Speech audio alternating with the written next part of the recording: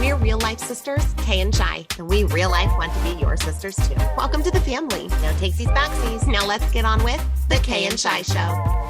All right, Nature Freak Week underway. Today we are freaking out about animals, our fellow other living biological beings on this planet. They are diverse. They are unique. They are varied and many and beautiful. And we celebrate them here today on the Kay and Shi Show. Now, a quick shout out here at the beginning to our beloved pet animals.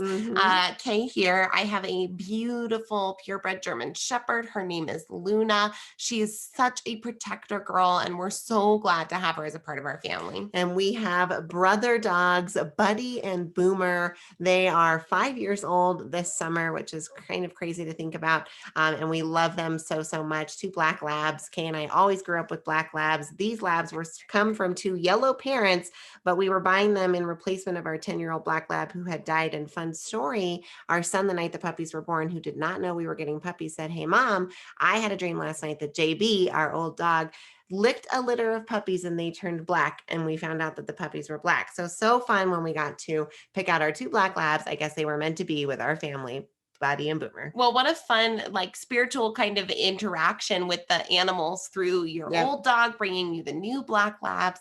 And we definitely have felt a good spiritual connection to animals for our lives, particularly birds and whales. Yep. In fact, our mom gives us our love of birds. So shout out to our mom. Hey, Mom. You've always had the posters out, the books. You've noticed them on drives. You talk about them and identify them. And I know when I was younger, I just wasn't at that level. I never was disinterested in it, but I never quite understood the interest. And here, as I get older, I definitely feel more attunement to the bird life around me. And they're majestic and amazing and beautiful creatures.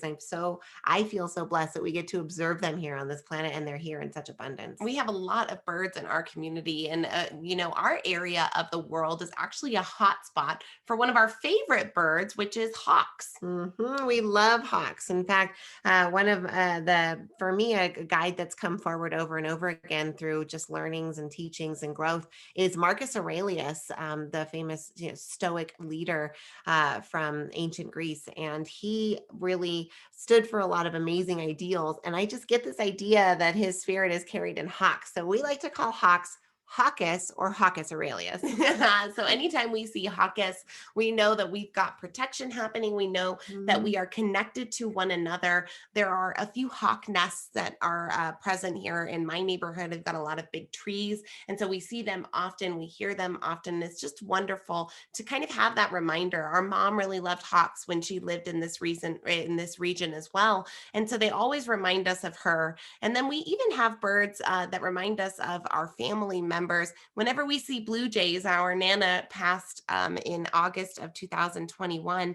And now whenever we see blue jays, we just know Nana's near. That's Nana. She's with us. And we just love to notice the birds and watch them. We feel that they have a subtle, spiritual, energetic signature to deliver. And if you can be tuned into it and pick up on it, it's amazing. Of course, owls are incredible too. Our mom gets to experience amazing bald eagles and herons and beautiful bird life up there. But as Kay mentioned, we love birds. And then Shyla here, I have a special love for a very, very large creature, the largest mammal, in fact, whales. Oh, well, whales are fantastic. And we feel so lucky that our parents live on the Oregon coast and get to be in a place where we get to witness whales pretty often. At least once a year, we get to see them. They get to see them all the time, but we get to see them in the waters, and they are just majestic and beautiful and large and mysterious in their own way, because the sea world is so much different from the world on the land. Right. And they're just so ancient. And I've heard them described spiritually as kind of the timekeepers and wisdom keepers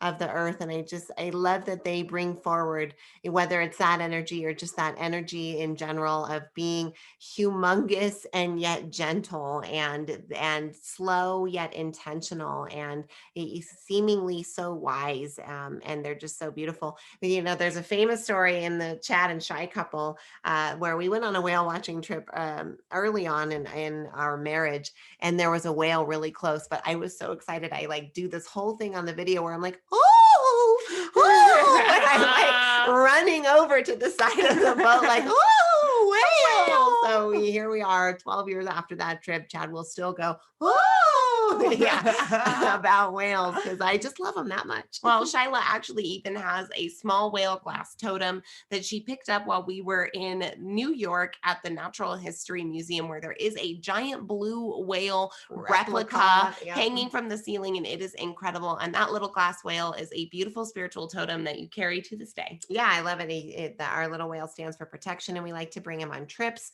and hold him, and it's been fun to have him in everything from conference settings to airplanes and everything in between. It's nice to have a physical anchor like that to remind us of our great animal friends, the whales. And before we sign off on animal portion of Nature Freak Week, I would love to just give a quick shout out too. I know of my own evolution and you as well towards the smallest animals on the planet, those little insects, those spiders, those flying things, things that I know in the past I would have just murdered because they were inside of my house. I know I've become more and more apt to try and save it when I can. Well, life is to be respected in all kinds of ways. And the more that Shyla and I have grown in our spiritual journey, the more respect for animals that we have found in our life. In fact, if you are listeners frequently here of the Kay Shi Show, you know that we don't eat animals any longer in our diet. That was something that was a part of our world for a long time, but has come out as our spiritual connection to them has grown. So we hope you're enjoying Nature Freak Week here on the Kay Shi Show. Today we talked about animals,